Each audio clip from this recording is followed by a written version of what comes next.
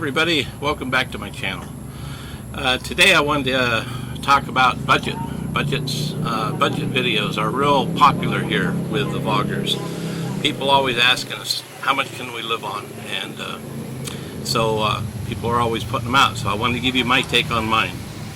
Now first off, I'm not going to give you my numbers because it's all mixed in our business, and it wouldn't be anything that you could base on, so it's not very good. But I have some good numbers and some good thoughts on budget. And if you stick around through the video, there's something at the end really kind of important that not a lot of people bring up, but it has a huge thing to do with your budgets here. Hopefully that noise from the road is not too bad. I hope I'm coming through okay. I'll try to edit out. Hopefully that won't be too bad. Okay, so numbers. Everyone wants to know the number. Okay, a lot of people put out some good videos here on budgets. I'm going to name a few. Pilo in the Philippines. They're in a bigger city like I am here, closer to Manila. You can see their lifestyle, and they put out great budget videos. Another one, Philly in the Philippines, up in Angeles City. Another family with child. Puts out a lot of great videos.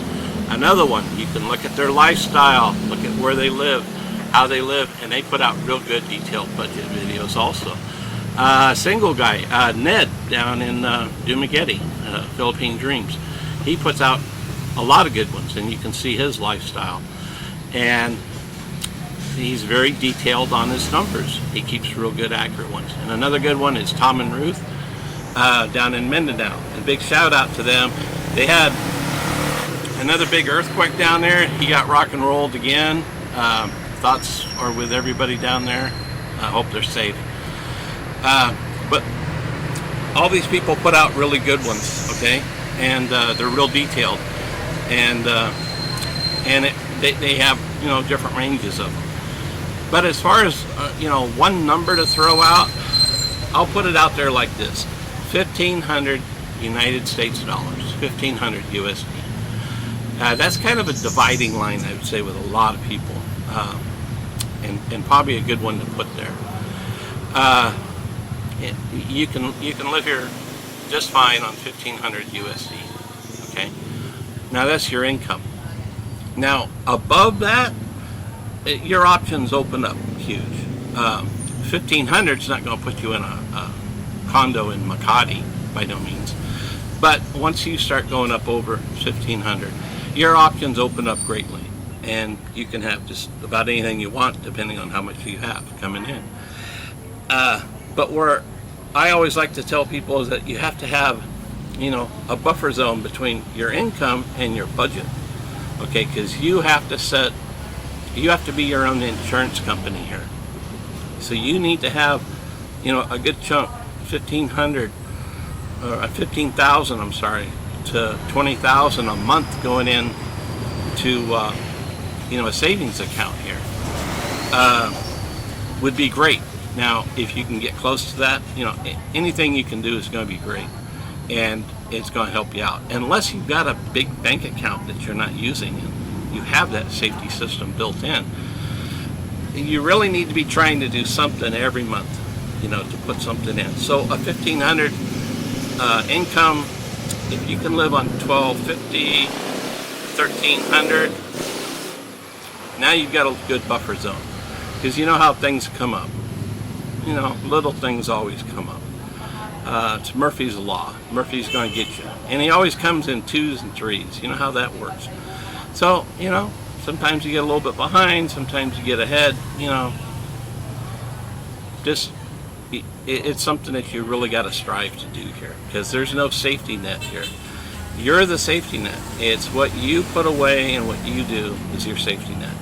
Now of course, as that budget and income start moving down the ladder from 1,500, things get a little bit tighter. Now people live fine on less than that.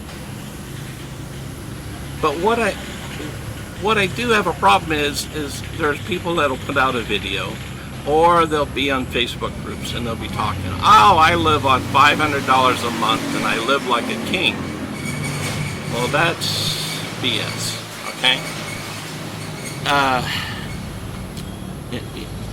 If you only have 500 income, you're going to have a hard time putting together a little buffer zone, a little safety insurance each month. And then when those little Murphy things come up, you start getting behind. It's one thing if you just come here for a few months and have a budget of $500 a month, but I'm talking about people like me and others here that live here full time, month after month, year after year. So you got to set some good long-term goals, and $500 a month, sooner or later you're going to get behind, and when you get behind, you know how it is. It's very difficult to get caught up, and unfortunately things go away that you can't pay for. A lot of guys, they get in trouble with immigration because now they're not paying their extension fees, and that starts to snowball with fees and fines, and guys get in a lot of trouble. And there are guys on YouTube that are, we call them e-beggars, and they're begging their subscribers to send money to keep them going in the Philippines. Now that's absurd. I can't even imagine that. So let's not end up like that. So medical, we're all getting up there a little bit in our age. Most of the viewers on this are probably not in their 20s or 30s, I would imagine. I'm 60, I'm doing fine right now, but who knows what my health will be in 5 years. So you really have to strive toward putting that in and having some kind of buffer zone. Like I said, the more the better. And things come up here like anywhere. It's no different. We're on the other side of the world, but little things come up. A phone goes bad, gets stolen, a laptop breaks. There's $15,000. For a phone. A laptop costs you more than that. So you get behind with a few things. You got to have a buffer zone. Okay. There's enough challenges here living in the Philippines that money should not be a challenge. Challenge yourself to set a good budget. Obviously we're looking to get the best deals on things, and how to cut costs here and costs there, and be able to live the way we want, but not have to sacrifice. You don't want to have to just come here just to exist. We do want to get out and do things. But now another big thing, and I don't see this come up too often for a lot of people that put out budget videos and that's the exchange rate.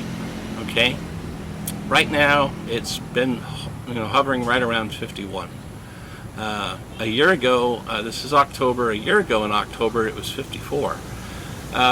Mostly in the 53s, but hit 54 for a while, so now it's down 3. And that's common. It kind of goes up, it kind of goes down. But if you're going to live here long term, go back in the history, look at the charts. You'll see, and not just for the United States, other countries also, Canadian dollar, Australian dollar, the euro, the sterling pound. My God, with the things going on in England separating from the EU, I can't imagine what either one of those currencies could be doing. I'm sure people are worried about that. But any of them, go back like 15 years and look at a 15-year history on a graph, on a chart, and that thing is just going up and down and up and down and up and down. 15 years ago, the US dollar to peso was 57 to 1. A few years later, it was 40 to 1, 40 and a half to 1. Somebody's got a tooting horn. Anyway, it was 40 and a half to 1 after being up at 57. Okay, now it recovered, but it took a little while to recover. and it recovered back up to somewhere around 49, 48 for a while, and then took another steep dive again. About 2012, it dove down to again 40 and a half, and since then it's been on a nice steady climb up. And like I said, again, it hit 54 last year. I don't think we're down a little bit, but I don't think we're in a downward trend. I think the US dollar is still pretty strong right now, but it moves around. So now you're going to live here long term, and your budget is kind of tight, and the amount of money you're able to put away each month is, you're being good. You're putting something away, but it's not a huge amount. Even if you're healthy, no problems, everything's going well, you've done everything, this is out of your control. All of a sudden, something happens. Things go bad. Economy in the U.S. goes down. A lot of things affect exchange rates. And all of a sudden, it just keeps going down and down and down and down. And when it does, you don't know where the bottom is. And 40 to 1 versus 50, even 51, 11 pesos, excuse me, even at 51, 11 pesos difference, that's a lot. And before, a lot of guys had to bail out of here. They had to give up everything they had here. They were living high on the hog. It was 57. Things were great. Life was great at that. But then, it drops to 40 and a half. Well, if you're making quite a bit of money income-wise over here, if you have a good set income coming in, you can make adjustments. You can, adjust how much you, make up some sacrifices, maybe move into a smaller place, downsize, and be able to get by, and hopefully can ride the storm out. But if you're already living on a minimum budget and have a very small income to begin with, there's no buffer zone. There's no, downgrading, downsizing from where you are. You don't have much choice, So something to think about. Keep that in mind when you're making up a budget and a plan to come over here. Having financial problems here is not what you want. Don't let your best dreams get ruined by a really bad nightmare, by not planning. By not planning well, not having a good idea about it. Look at a lot of videos. Get some other budgets. Get real. Get real about a budget. Get serious about it. Don't just, jump over here on a whim and say, it'll all work out. That goes bad for guys way too often. All right, so I've rattled too long and the road's too noisy out here. So there's my take on budget. Hope it helps. Take care. See you in the next video.